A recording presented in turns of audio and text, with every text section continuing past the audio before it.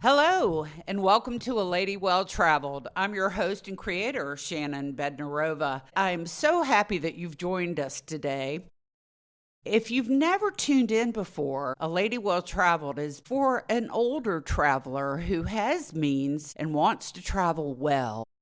But it also is about transforming your travel experience so that you're not spending all your time planning or fixing something that went wrong. We want to help you plan your travel better so that you spend more time enjoying yourself while you're traveling. Today, I'm very excited to have a wonderful guest with me, and his name is Paul Whitten. Paul is the owner of Nashville Adventures. Paul and I are going to talk about the demand that's going on, especially in the United States, for authentic American historical travel experiences. I know that's kind of a mouthful, but it's something I think that is really seeing a boom or a renaissance, if you would, because a lot of travelers are finding that traveling abroad is expensive. It's not as easy as it used to be, perhaps. People really want to learn more about American history. They're just not being taught that in school. People want to know, what is our country about? What does America really have to offer? Paul, we're so happy to have you with us today on A Lady Well Traveled. Welcome. It's good to be here, Shannon. You're over in Charleston, and as a fellow former Charlestonian, I sure as hell miss it. How are you doing today? Oh, well, yeah, we're doing great. Thank you. Paul, will you please share with our listeners a bit about your so interesting background? I know you went to the Citadel, of course, but then you also went to school abroad and you were in the military. Thank you for your service. You were in the Peace Corps. And you worked for the State Department. You have a fascinating background. Would you share that with our listeners? Absolutely. I think I was plagued with an inability to understand or know what I wanted to do for the rest of my life. That's the God's honest truth. The Great Recession hit. There was no jobs. I joined the Army. I did pretty well there. Was selected to go to the Citadel. Went from the Citadel, went on a couple deployments, went to Afghanistan, part of Obama's surge. After that, Yeah. I was blessed with the opportunity to become a UK parliamentary fellow. I did a full year, walking the palaces of Westminster with this redneck accent. Had a great time over there. But then I went full hippie mode, to be completely honest with you. And so I joined the Peace Corps. And when I originally joined, I had delusions of grandeur, of getting a PhD in transitional studies. And I thought that was just as fascinating as it gets. And you say transitional studies nowadays, people don't think, the way I thought of it then. I mean like the transition from the Soviet Union to the Russian Federation. Like Gotcha. political Geopolitical government transition. Well, just, that's whether that be the Republic of Armenia to the Soviet SSR that it became by force, or the Russian Federation post-Soviet Union, or even the Tsarist Republic to the Soviet Union. I found that to be as cool as it gets. But I quickly realized there's no jobs in that world, and that was just me being, dumb and young. So I did Peace Corps. After that, I was blessed with opportunities to work with different things. Eventually, I went to Amazon, had a great time in Amazon, and at the end of it, I got the opportunity to get picky. So I created my baby that is Nashville Adventures. Well, that's just really, really cool background, and you've done a lot of really fascinating things. I understand you created your baby, your Nashville Adventures. How did you choose Nashville of all places? Well, I like to say Nashville chose me, but the reality is it was Okay. COVID. I ain't gonna lie to you. All right. So I was in Amazon in New York City, and COVID hit, and there was a massive exodus out of the city. And there Right. was at the time there was two headquarters for Amazon.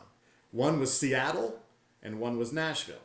Well, I knew Right. that I wasn't Okay. going to be the president emperor, of Amazon. I was not going to be Jeff Bezos 2.0. That was just not going Right. to happen. And I love that there ain't no state income tax in Tennessee. So Nashville was an easy choice. Went all the way to Nashville, fell in love with it. At the same time, I was really burnt out by Amazon. Amazon is a grind. Like if you Okay. asked me if I had to go back to Afghanistan or if I had to stay in Amazon for another year and a half, it would be a tough choice.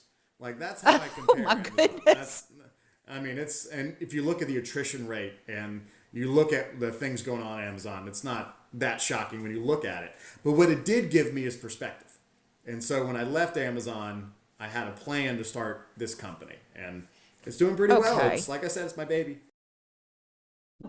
Obviously, you felt like there was a niche that needed to be filled or something was missing in the community in Nashville. Can you tell our listeners about what that was? What gave you that idea that you needed to start Nashville Adventures?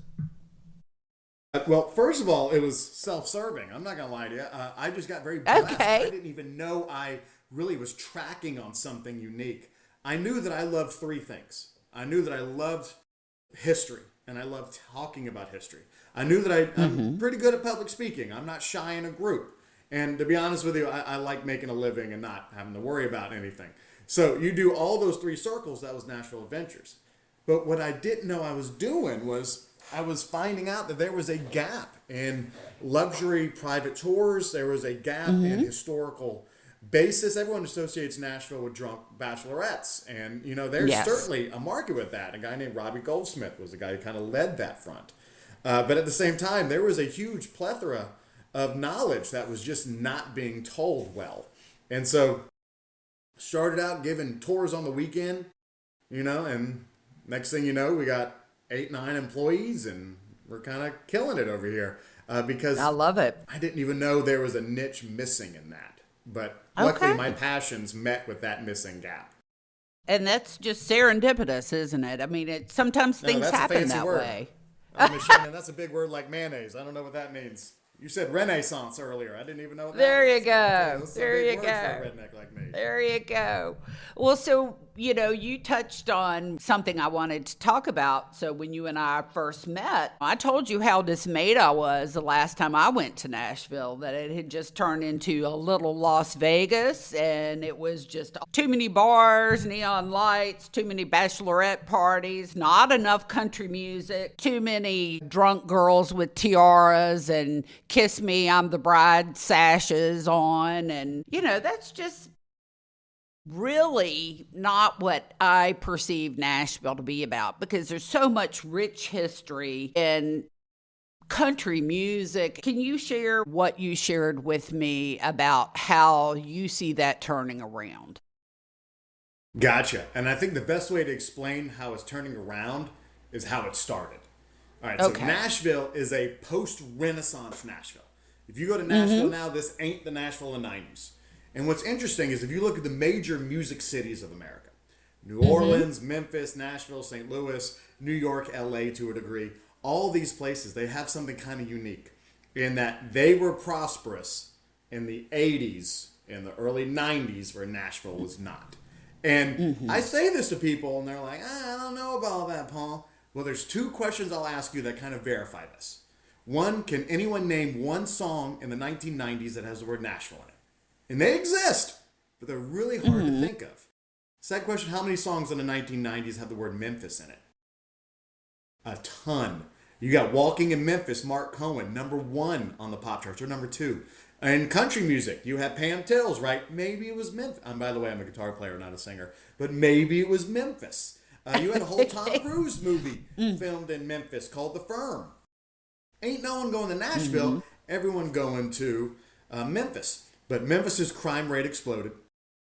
We also we stole the Houston Oilers, made the Tennessee Titans, and they have not won a game since.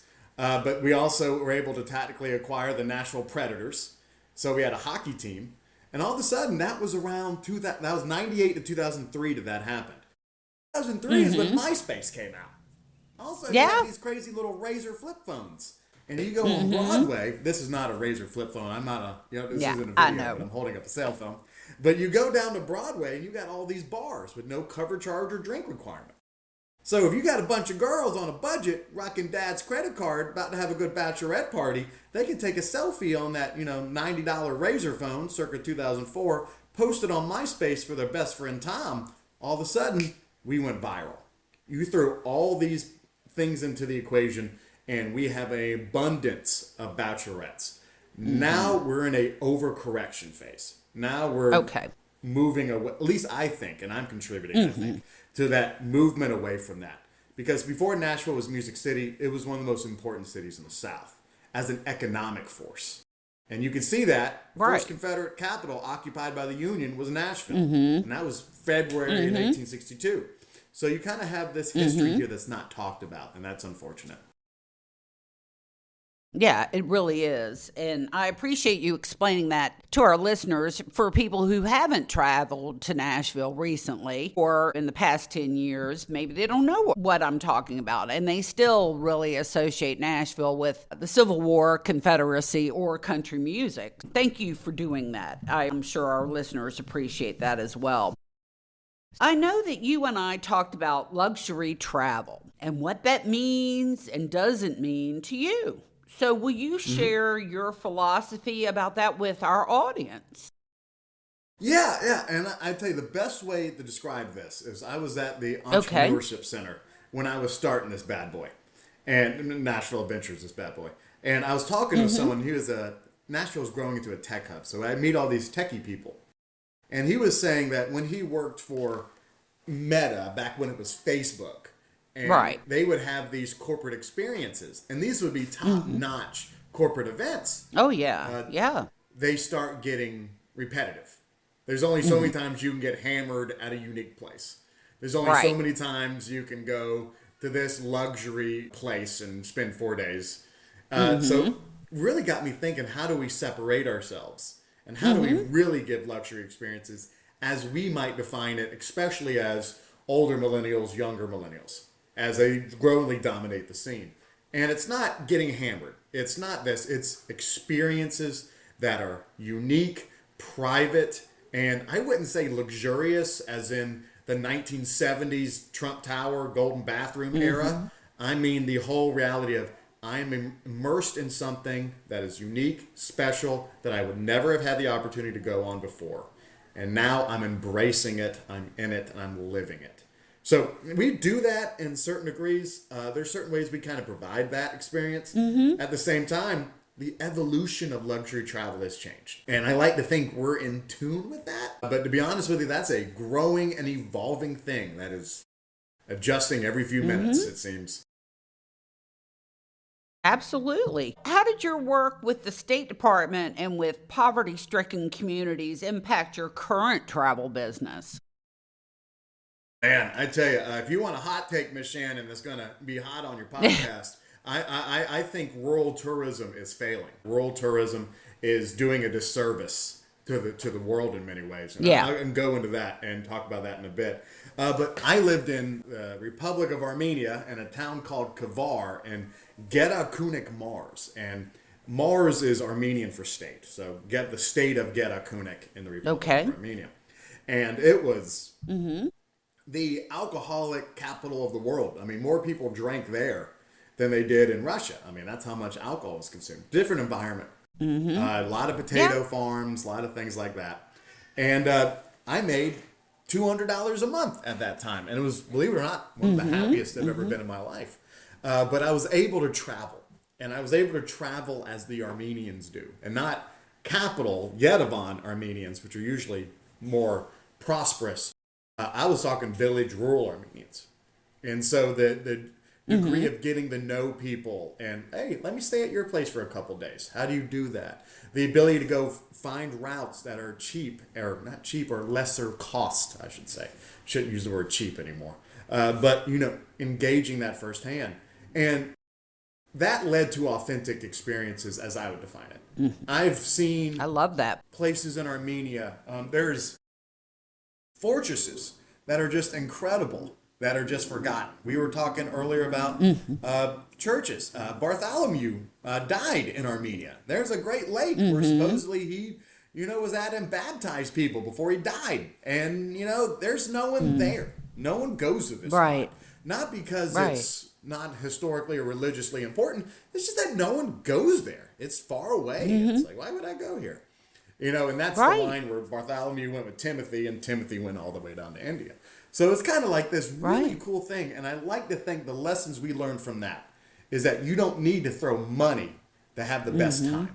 When you're chasing an Absolutely. authentic experience, you engage the community and necessarily don't throw a lot of money on it. And I'm happy to go how into rural tourism fails into that to a degree, if you like. But that's one of the lessons we learned, or I learned. I love that. And I think that really speaks to how you strive with your company to provide that authentic experience versus necessarily, as you said, throwing money at it. That's not really what people really want, I think. Maybe they don't know what they want. We talked about that too. They don't know what they want, but when you can provide them that experience that no one else can, and just giving them real history and the real American experience. They love it.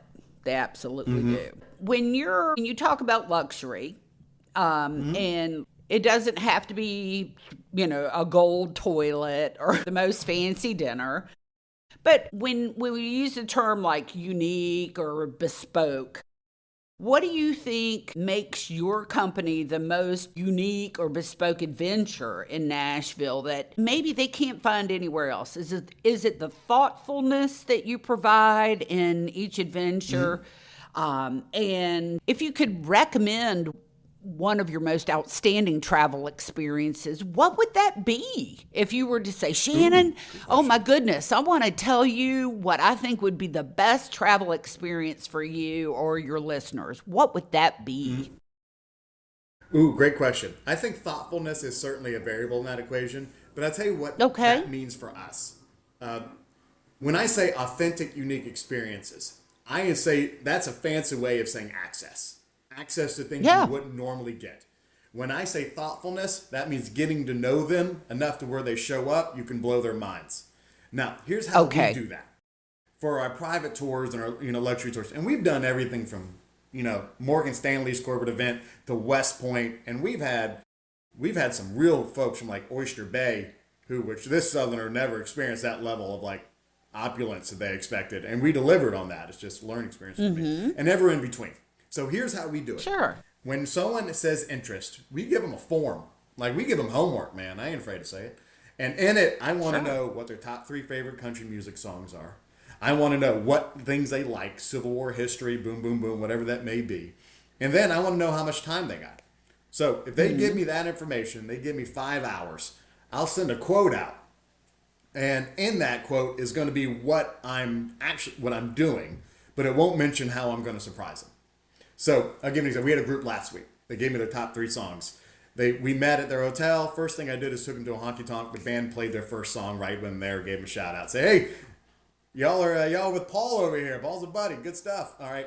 He said, I got to sing this song for y'all. Now, y'all are from like New Jersey, right? And then all of a sudden they have a unique experience. And everyone in the bar kind of hates them because they want to kind of have that experience too, but they don't get that. They get that because they're with us. So after that, there ain't no one who can out history nerd me. So I will go out, or Cody will go out, our operations guy who's another Civil War guy, and we'll just go in deep into the Civil War, but it won't be like a English teacher lecture from 6th grade. We're the history nerds you want to have a beer with. And if they mention a few things about beer or alcohol, I'll make a phone call, or Cody will, or Ben or somebody, and they'll make a phone call right then and there. They'll be like, hey, let's go over here. Let's break the rules. We're not here to be librarians. We're here to be pirates. We're not here to follow any rules. You want to get a tasting at Big Machine Distillery? Let me introduce you to the owner. Hey, get over here, Bill. And we'll go and provide that experience. So when I say it's thoughtfulness with the profound reality that for 5 hours, I want them to look at me and say, this was the best tour I've ever been on. And the second thing is by providing access through the relationships that we've all built down here over the last few years. Because, one thing that bothers me, Shannon, this is another kind of hot take here, is you get a lot of tour operators and a lot of tour people, and they don't embrace the community. And that's certainly true for rural tourism. Yeah. They like to think they do, but really what they do is they keep 80% of that, ticketed price of cash and just pollute the area and leave people in a position where they are indebted, which is contrary to what rural tourism should be. And tourism operates like that in every city. We really work on these partnerships. If I call somebody and they answer, that is a year of me fostering relationships. That is Sure. me I love providing that. services and getting to Yeah. know us getting to know them. And so we have a group of 8 or 9 companies on Broadway that if I Right. call, they answer. And that's because we take care of them, they take care of us. There's a Yeah. reciprocal nature to business, and Mm-hmm. that is a beauty to behold. But the gain of that is the people who go on private tours with us. Absolutely. Because, you're giving to the community and they give back to you, and then it's in their best interest to give your clients a fantastic experience. So everybody wins, don't they? Yeah. The next question I was going to ask you was, does your company book trips only for individuals, or do you work with corporations and conferences? But obviously you do both. So, do you have a standard menu of experiences? Like if I talked to you and I said, "Hey, Paul, I'm interested in bringing my group to Nashville. Can you send me a menu of experiences that you have?" Or do you prefer to just and you said you send out kind of like a wish list or an interest list. Do you prefer to do that versus offering that standard menu of trips or experiences? How do you Oh, prefer to take care of the love it. client? Oh, that's a great question. And it depends. And I've had DMCs, for example, destination management companies, reach out, and they are working. They got to get this out quick. They say, "Hey, Paul, I know you can do it. Sure. I need 3 hours. Come up with something, make it happen." Mm-hmm. By the way, it's next week. Yeah. I've had that before. Yeah. And then I've also had Yeah. that same company go, "This client is a nightmare. Let's go over this together." Ah. And we spend Right, 2 right. hours every week leading up to this event. I've had that and ever in between. Sure. To be honest with you, both have their perks. Yeah. I Sure. like the warm and fuzzy of knowing that I'm going to knock it out the park for them, and especially as I know them better. In corporations, I really want to know that UVP, unique value proposition, they provide. Not to use a nerdy business term, but for individuals especially. When we do these private tours, the way I tell everybody, if you're not hearing once or twice a week, "This is the best tour you've ever been on," we're failing. That's the metric. And the great thing is, it's not that we're that good. It's that everyone else is so mediocre. And that's a horrible thing to Gotcha. say, but it's accurate. No, It's not it's that not. hard to engage and learn and be open and smile and be nice. And, Right. this, the tour doesn't start when you shake hands at the location. In many ways, you're explaining in Nashville, you're talking about the perks of Nashville weeks before they arrive.